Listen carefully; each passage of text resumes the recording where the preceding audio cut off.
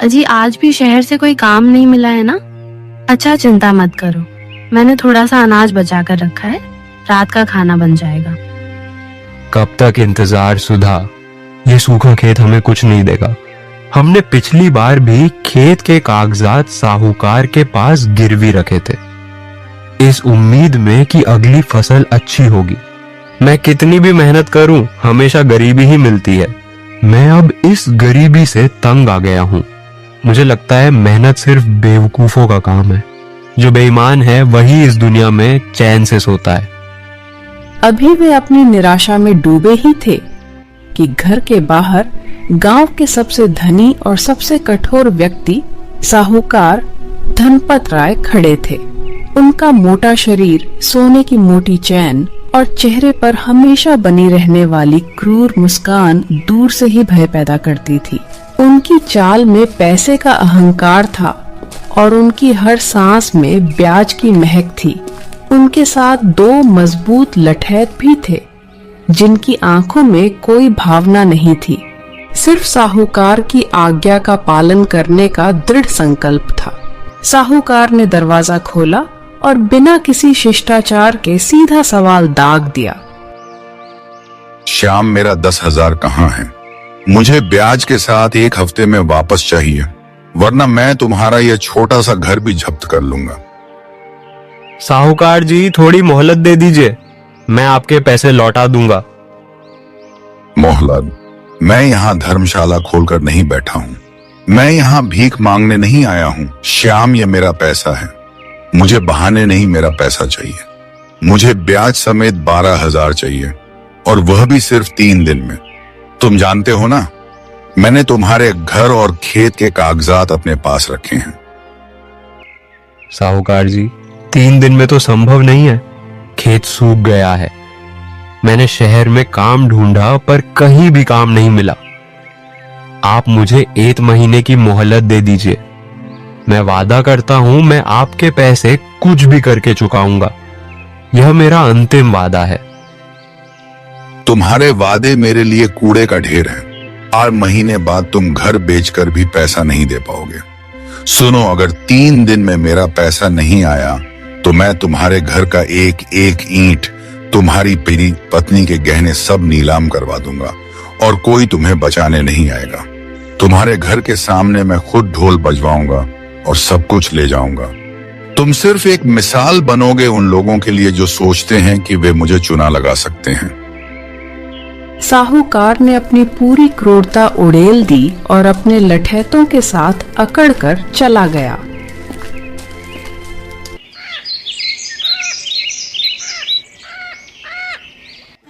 श्याम और सुधा अकेले बैठे हैं। जी अब क्या होगा? हमें कहीं से भी मदद नहीं मिल रही है। 3 दिन बहुत कम है, शायद हमें गांव के मुखिया से बात करनी चाहिए। मुखिया भी साहूकार के हाथ की कठपुतली है। सुधा, मैं थक गया हूं इस बेबसी से, इस गरीबी से। रमेश को देखो, वह आलसी है, फिर भी चैन से सोता है, और हम मेहनत करके भी कर्ज में डूबे हैं। मुझे लगता है भगवान ने हमें ही श्राप दिया है। भगवान ने किसी को श्राप नहीं दिया, हमें अपने हाथ की मेहनत पर भरोसा रखना होगा। इस साहूकार का पैसा चुकाने के लिए हम कुछ और मेहनत करेंगे, पर कभी गलत राह मत चुनना। याद रखना, जब सब दरवाजे बंद हो जाते हैं तब भी एक छोटा सा झरोखा खुला रहता है, वह आशा का झरोखा होता है। श्याम को सुधा की बात से कोई सांत्वना नहीं मिली। उसे लगा कि आशा अब सिर्फ अमीरों के लिए एक विलासिता है। उनकी बेचैनी इतनी बढ़ गई कि उसे घर की 4 दीवारी भी एक पिंजरा लगने लगी। अंधेरा पूरी तरह से छा चुका था, चांद बादलों के पीछे छिपा था। श्याम अपने घर से निकलकर बिना किसी मंजिल के चलता रहा। उसे लगा कि अगर वह घर में रहा तो उसकी सारी आशाएं मर जाएंगी। वह अपने जीवन की विफलता पर विचार कर रहा था। उसके मन में आत्महत्या के काले विचार तैर रहे थे।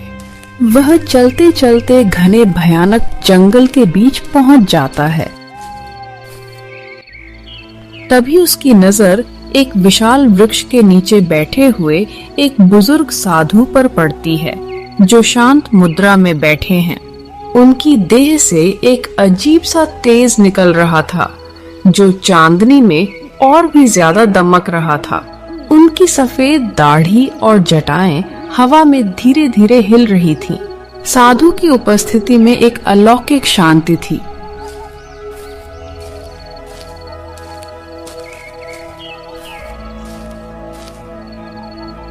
आप कौन है महाराज? साधु ने आंखें खोली। उनकी आंखें गहरी, शांत और अनुभवी थी, मानो उन्होंने समय के हर थप्पड़े को देखा हो। तुम इतनी रात को इस भयानक जंगल में क्या कर रहे हो? मुझे तुम्हारी आत्मा की पुकार सुनाई दे रही है। तुम्हारे मन में भय और क्रोध है। महाराज, मुझे बचा लीजिए। मैं एक गरीब किसान हूँ। मैं बहुत मेहनत करता हूँ, पर मेरे पास पैसे नहीं आते। साहूकार ने मेरा सब कुछ छीन लेने की धमकी दी है। और फिर श्याम साधु बाबा को साहूकार की सारी बातें बताता है। मैं हार गया हूँ बाबा। मुझे कोई ऐसा रास्ता बता दीजिए जिससे मैं इस दलदल से निकल सकूं। मैं अब ईमानदारी के रास्ते पर नहीं चल सकता, क्योंकि वह रास्ता सिर्फ दुखों तक जाता है।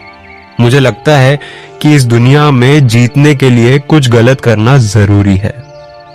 साधु ने शांति से श्याम को सिर से पांव तक देखा। उठो वत्स, मैं तुम्हारी इच्छा जानता हूँ। तुम धन चाहते हो, बहुत सारा धन। मैं तुम्हें एक रास्ता दूंगा, पर यह आसान नहीं होगा। यह एक परीक्षा है। ध्यान से सुनो। आज रात जब चांद पूरी तरह से आसमान पर होगा, तब पूर्व की ओर जाओ। तुम्हें एक प्राचीन बावड़ी मिलेगी। वह साधारण नहीं है, वह जादुई पैसों का कुआं है जो तुम्हें सोना देगा। यह कल्याणकारी कुआं है जो सिर्फ संतोषी आत्माओं के लिए खुलता है। पर एक बात याद रखना, वंश तुम्हें उस जादुई कुएं से हर रात केवल एक मुट्ठी सिक्के निकालने की अनुमति है।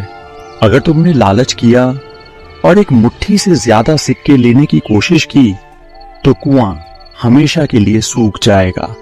इतना ही नहीं, तुम्हारा सारा धन, सम्मान और चैन खत्म हो जाएगा। कुआं एक शक्तिशाली अभिशाप में बदल जाएगा। मैं वचन देता हूँ महाराज, मैं आपकी बात नहीं तोड़ूंगा। एक मुट्ठी ही मेरा संतोष होगी। मैं अब गलत रास्ते पर नहीं चलूंगा। साधु बिना कुछ कहे मुस्कुराते हैं और धीरे धीरे अंधेरे में ओझल हो जाते हैं। श्याम पूरी तरह से सख्त में है, लेकिन उसके मन में एक नई उम्मीद जग चुकी है। श्याम ने तुरंत उठकर उस दिशा में दौड़ लगा दी जिस दिशा में साधु ने इशारा किया था।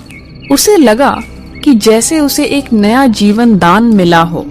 श्याम को पूर्व दिशा में चलते हुए लगभग 1 घंटा हो गया था। उसे पत्थरों से बनी एक पुरानी परित्यक्त बावड़ी मिली।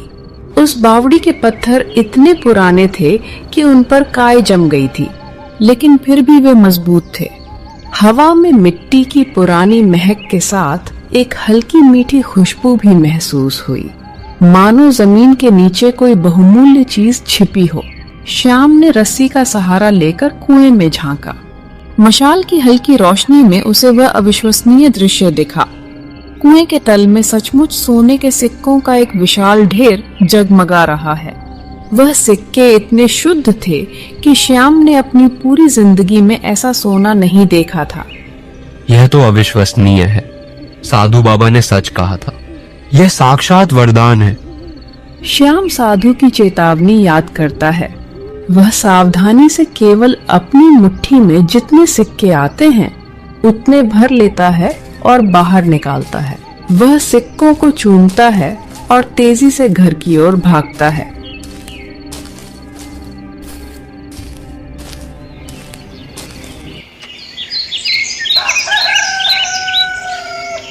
अगले दिन सुबह श्याम उत्साहित होकर सिक्के सुधा को दिखाता है।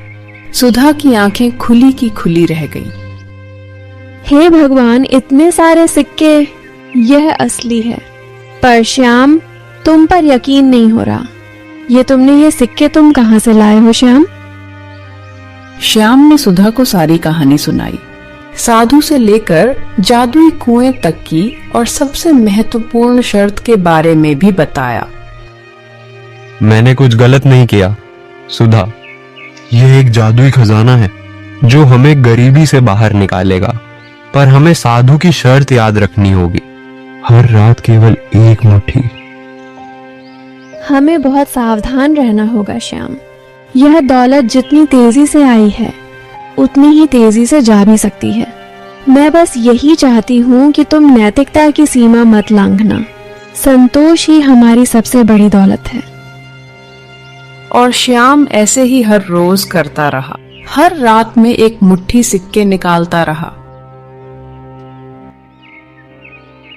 अगले 2 दिनों में श्याम ने शहर के एक प्रतिष्ठित जौहरी सुंदरलाल को सोने के सिक्के बेचे। जौहरी सुंदरलाल एक अनुभवी और शक्की व्यक्ति थे। उन्होंने सिक्कों को कई बार परखा। श्याम, यह सोना बहुत शुद्ध है, इतना पुराना, लेकिन शुद्धता 24 कैरेट के करीब है। तुम गांव के गरीब किसान हो, तुम्हारे पास ये कहां से आया? ये मेरे दादाजी की पुश्तैनी जमीन में एक पुराने बक्से में मिला था। सूखे के कारण मैं मजबूर हूं, इसलिए बेच रहा हूं। जौहरी ने श्याम के शांत आत्मविश्वास और शुद्ध सोने को देखकर भुगतान कर दिया।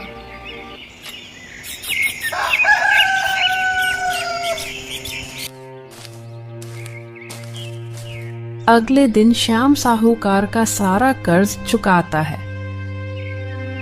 साहूकार जी, मैं आपका कर्ज चुकाने आया हूं। हिसाब कल रात ही हो गया था। 12,000 ब्याज समेत कल शाम तक का वक्त दिया था। तुम एक रात की देरी से आए हो, इसका हर्जाना लगेगा। कम से कम 8,000 और अब मुझे 13,000 चाहिए। आप पहले इन सिक्कों को देखिए, ये सोने के सिक्के हैं। साहूकार चौंक कर सिर उठाता है। वह सिक्कों को अविश्वास से देखता है। वह सिक्कों को हाथ में लेता है, उनकी चमक और वजन जांचता है। साहूकार की उंगलियां सिक्कों की ठंडक और वजन महसूस करके कांप उठी। यह शुद्ध और पुराना सोना था। सोना, ये कहां से आया? तुमने चोरी की है क्या? मैं पुलिस को बुलाता हूं। तुम मुझे बेवकूफ बना रहे हो। मैं चोरी क्यों करूंगा साहूकार जी? यह मेरी ईमानदारी से कमाया हुआ धन है। यह आपके 13,000 से कहीं ज्यादा है। आप हिसाब लगा लीजिए और बाकी के पैसे मुझे वापस कर दीजिए। तुम मजाक तो नहीं कर रहे हो? कल तक तुम्हारे पास खाने के लिए पैसे नहीं थे। रातों रात यह क्या जादू है? ये जादू नहीं है साहूकार जी, ये किस्मत का खेल है और हाँ, ईमानदारी का फल है। मुझे मेरी किस्मत का दरवाजा मिल गया है। आप हिसाब जल्दी कीजिए। साहूकार ने तेजी से सिक्कों को गिना। उसके चेहरे पर लालच, ईर्ष्या और संदेह का एक अजीब मिश्रण था। साहूकार ने अनच्छा से 500 श्याम को वापस किए। ठीक है, ये लो तुम्हारा बाकी का पैसा। पर श्याम, मुझे तुम पर यकीन नहीं हो रहा। याद रखना, आसानी से मिला धन ज्यादा देर टिकता नहीं है। मुझे पता लगाना होगा कि तुम कौन सा खेल खेल रहे हो। यह मुझे आसानी से नहीं मिला साहूकार जी। यह मुझे तब मिला जब मैंने सच्चे दिल से काम करने की ठानी। आप अपनी राय अपने पास रखिए और हाँ, अब मुझे आपसे डर नहीं लगता। श्याम आत्मविश्वास से कदम बढ़ाता हुआ चला जाता है। साहूकार मेज पर पड़े सिक्कों को देखता रहता है और फिर चारों ओर देखता है। उसके मन में लालच और संदेह का टकराव शुरू हो जाता है। साहूकार धनपत राय उस रात सो नहीं पाया। वह श्याम की रातों रात हुई तरक्की का रहस्य जानने को बेचैन था। उसकी तिजोरी में रखे सोने के सिक्कों की चमक उसे परेशान कर रही थी।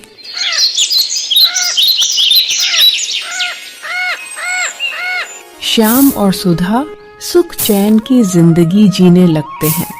उन्होंने सबसे पहले खेत की मिट्टी को उपजाऊ बनाया। उन्होंने खाद नए बीज और सिंचाई के लिए आधुनिक उपकरण खरीदे। अगले कई महीनों तक श्याम हर रात एक मुट्ठी सोना लाता रहा और छोटी सी झोपड़ी को आलीशान बंगला बना दिया।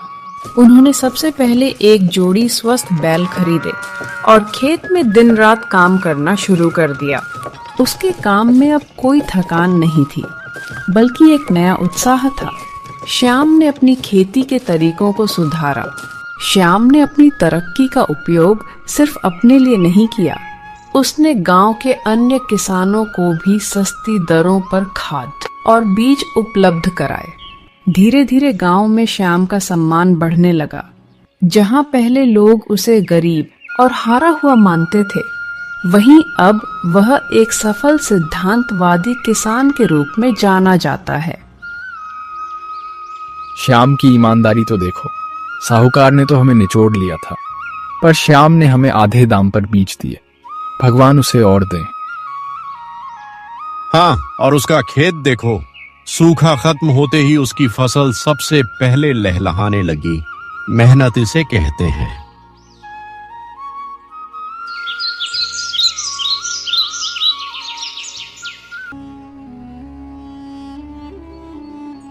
देखो इसे, कल तक कटोरा लेकर घूमता था, आज अकड़ के चल रहा है।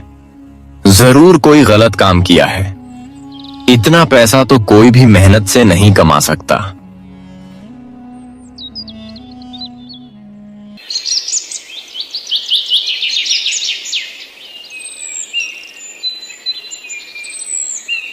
श्याम की यह बढ़ती लोकप्रियता साहूकार और रमेश की आंखों में कांटे की तरह चुभ रही थी। साहूकार धनपत राय अपनी हवेली के बरामदे में बैठे थे। उनके सामने रमेश, जो अब साहूकार का गुप्तचर बन चुका था, हाथ जोड़े खड़ा था। ये किसान, यह श्याम, यह मेरी नाक के नीचे इतना अमीर कैसे बन गया? वह कहां से लाता है इतना सोना? तुमने जासूसी की?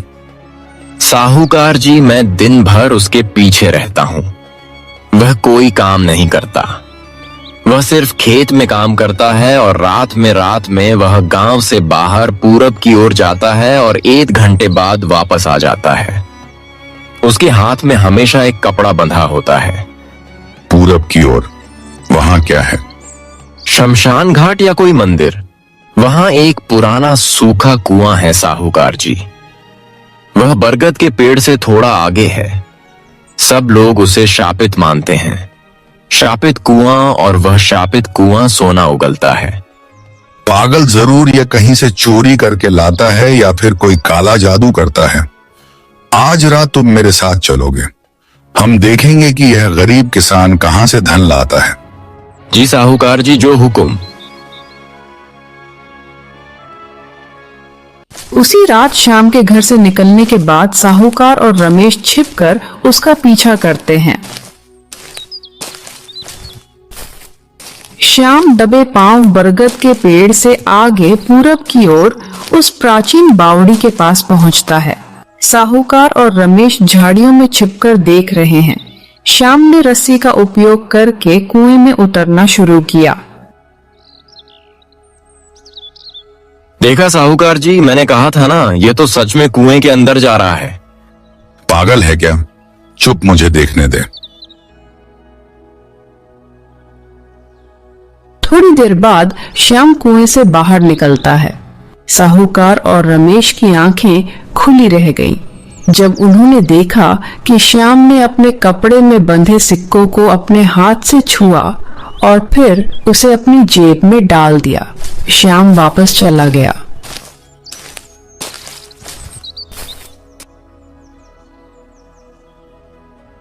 सोना सच में सोना है कुएं के अंदर। रमेश, हम भी चलेंगे। अगर यह किसान रोज एक मुट्ठी निकाल सकता है तो हम एक रात में ही सारा कुआं खाली कर देंगे। वे दोनों तेजी से बावड़ी के पास पहुंचे। रमेश, रस्सी कहाँ है? जल्दी करो। रमेश ने किसी तरह एक पुरानी रस्सी का इंतजाम किया और साहूकार को नीचे उतारा। साहूकार का मोटा शरीर मुश्किल से कुएं में फिट हो पाया। कुएं के तल में उतरते ही साहूकार की आंखें फटी रह गईं। वहां सच में सोने के सिक्कों का एक विशाल ढेर था जो चांदनी में जगमगा रहा था। रमेश, हम करोड़पति बन गए। श्याम तो बेवकूफ है, सिर्फ एक मुट्ठी निकालता है। मैं तो अपनी धोती भर लूंगा। साहूकार ने दोनों हाथों से जितना हो सके सिक्कों को बटोरना शुरू किया। उसने अपनी जेबें भरी, अपनी धोती का पल्लू भरा और यहाँ तक कि अपनी पगड़ी भी सोने से भर ली।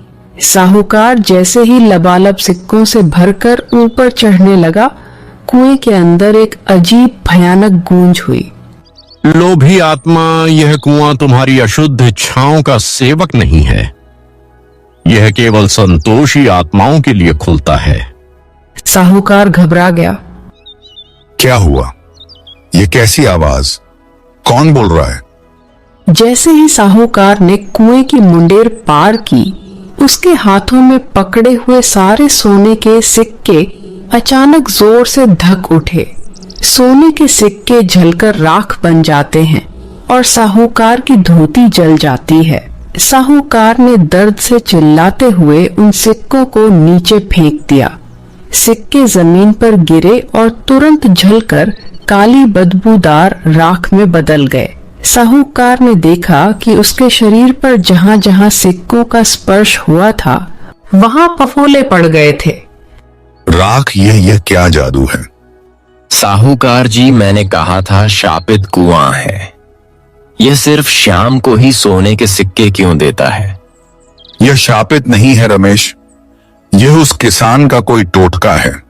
उसने जरूर कोई मंत्र पढ़ा होगा। मुझे उस कुएं का रहस्य जानना होगा।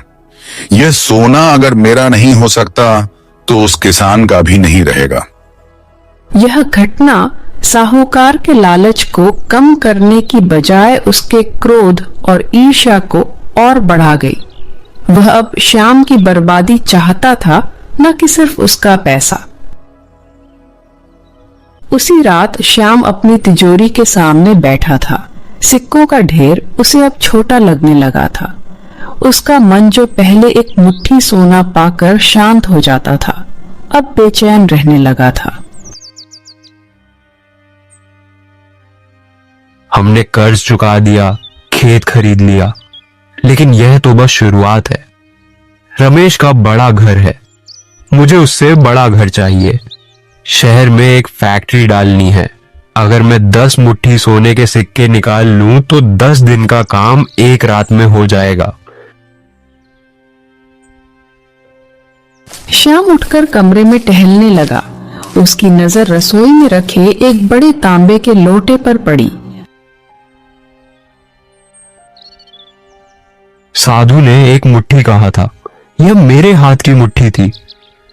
अगर मैं इस लोटे को अपनी बड़ी मुट्ठी मान लूं तो मैं शर्त नहीं तोड़ रहा हूं, मैं बस शब्दों का मतलब बदल रहा हूं। मैं सिर्फ 1-2 बार ज्यादा पैसे निकालूंगा, फिर रुक जाऊंगा। यह उसके मन का गहरा छल था। वह जानता था कि वह साधु के वचन को तोड़ रहा है, लेकिन लालच ने उसके विवेक पर पर्दा डाल दिया था।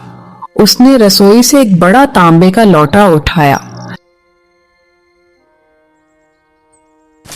सुधा कमरे में आती है और श्याम के चेहरे पर बदलाव देखकर चिंतित हो जाती है।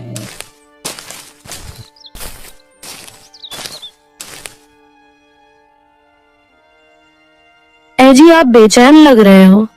सब ठीक है, इतना सब कुछ है हमारे पास, अब क्यों चिंता कर रहे हो?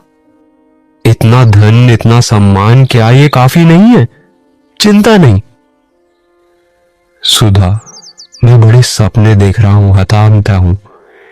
एक मुट्ठी सिक्कों से हमारी तरक्की बहुत धीमी है, हमें इसे तेज करना होगा।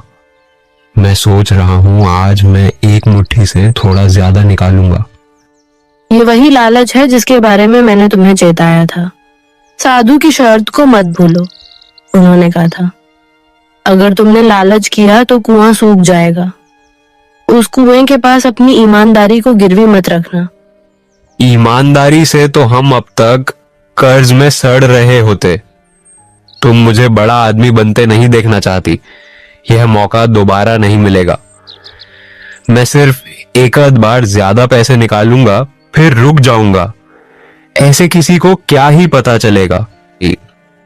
नहीं श्याम, यही लालच है।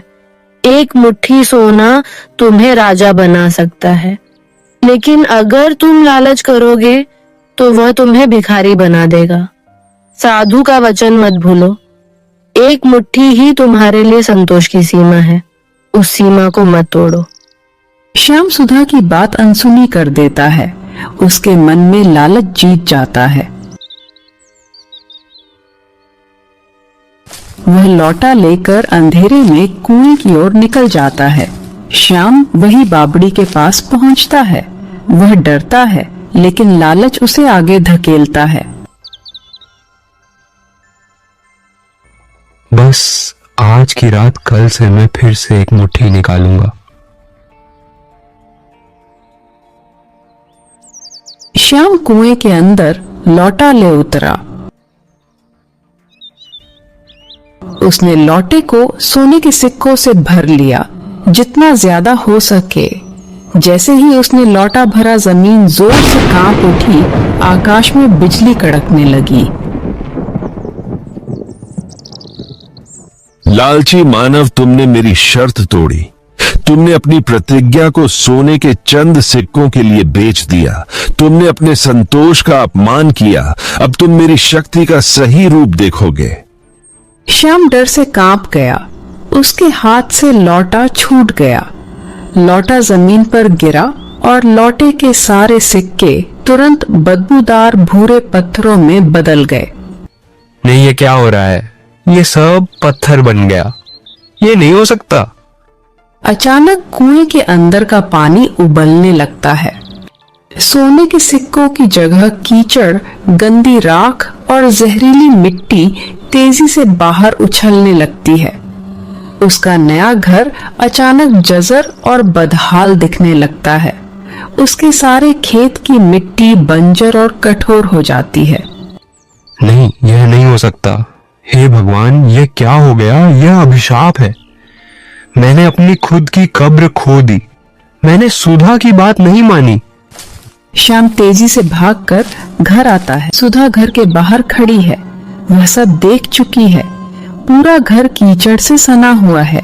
सुधा की आंखों में अब आंसू नहीं थे, केवल एक गहरी स्थिर निराशा थी। आपने यह क्या किया? मैंने मना किया था तुमको। तुमने अपने लालच से हमें फिर से वहीं ला दिया जहां से हमने शुरू किया था। हमारा सब कुछ चला गया। मुझे माफ कर दो सुधा।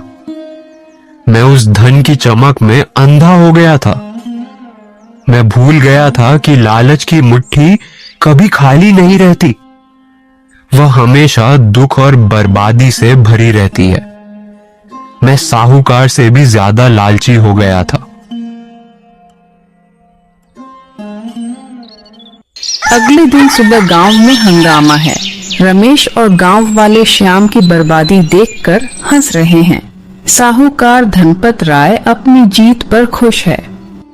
वाह रे सेठ जी, यह कैसा जादू था जो एक ही रात में कीचड़ बन गया। यह बेईमानी का फल है। तुम्हें तो ऐसा ही मिलना चाहिए था। साहूकार ने मुस्कुराते हुए अपनी जीत का आनंद लिया। श्याम शर्म और अपमान से सिर झुका लेता है। उसका सारा सम्मान मिट्टी में मिल जाता है। देखो रमेश, मैं पहले ही जानता था कि यह चोर है। जो पैसा मेहनत से नहीं आता वह कीचड़ बनकर ही जाता है। अब देखो, ये फिर से मेरे पास कर्ज लेने आएगा। श्याम को अपने किए का पश्चाताप हो रहा था। उसी रात श्याम उसी वृक्ष के पास जाता है। साधु फिर से प्रकट होते हैं। श्याम साधु के पास जाता है। महाराज, मुझे बचा लीजिए। मैंने अपनी गलती मान ली है। मेरे सारे सपने, मेरी सारी दौलत, सब कुछ खत्म हो गया। उठो वत्स, कुआं तुम्हें दंड देने के लिए नहीं बल्कि तुम्हें सिखाने के लिए था। वो कुआं तुम्हारी मेहनत की दौलत पर आधारित था। जब तुम एक मुट्ठी लेते थे तो वह तुम्हारी मेहनत की दौलत बन जाती थी, क्योंकि तुम संतुष्ट थे। लेकिन जब तुमने लालच किया तो उसने तुम्हें दिखाया कि बिना संतोष के सोना भी कीचड़ बन जाता है। तो क्या अब वह कुआं कभी काम नहीं करेगा? उस कुएं का जादू अब तुम्हारे लिए खत्म हो चुका है। उसका वरदान वापस ले लिया गया है, लेकिन तुम अब भी अमीर बन सकते हो। तुम अब भी ईमानदार बन सकते हो। तुम्हारी पत्नी का प्रेम, तुम्हारे हाथ की मेहनत और तुम्हारा पश्चाताप, यही तुम्हारी असली पूंजी है। जाओ और अपनी गलतियों से सबक लो। अब तुम्हारा जादुई कुआं तुम्हारे दिल में है, जहां संतोष बसता है। श्याम उठकर साधु को नमन करता है। वह साधु का ज्ञान लेकर वापस आता है। घर आकर श्याम ने सुधा को देखा। उनकी आंखों में अब कोई क्रोध नहीं था, केवल प्रेम और माफी थी। सुधा, मैं सब कुछ फिर से शुरू करूंगा। मैं अब अपनी मेहनत पर भरोसा करूंगा। मैं साहूकार का पैसा जो कुछ बचा है उसे लौटा दूंगा। मेरी सबसे बड़ी दौलत तुम हो और मेरी सबसे बड़ी शक्ति मेरी ईमानदारी है। सुधा मुस्कुराती है और फिर श्याम और सुधा अपने छोटे से बचे हुए खेत पर जी तोड़ मेहनत कर रहे हैं। इस बार श्याम के चेहरे पर शांति और सच्ची खुशी है। श्याम और सुधा ने अगले पूरे साल दिन रात एक करके काम किया। श्याम ने अपनी बची हुई छोटी सी पूंजी से गांव के सबसे गरीब किसानों को भी मदद दी, जिससे उन्हें उनकी गलतियों के लिए माफी मिली। उन्होंने साहूकार के पास जाकर उसके पैसे भी लौटा सके को दे। साहूकार, रमेश और गांव वाले दूर से श्याम की मेहनत देखते रहे। उन्हें लगा कि श्याम टूट जाएगा, लेकिन श्याम हर दिन और मजबूत होता गया। एक साल बाद मानसून लौटा और श्याम के खेत में सबसे अच्छी फसल उगी। यह फसल सोने से ज्यादा कीमती थी, क्योंकि यह शुद्ध मेहनत, संतोष और पश्चाताप का फल था। गांव वाले अब उसकी सच्ची मेहनत और चरित्र का सम्मान करते थे। श्याम ने जीवन में सबसे बड़ा सबक सीखा था। सच्चा धन ना तो कुएं में होता है और ना ही सोने में, बल्कि संतोष की एक मुट्ठी में होता है, जिससे कोई लालच का लोटा छीन नहीं सकता।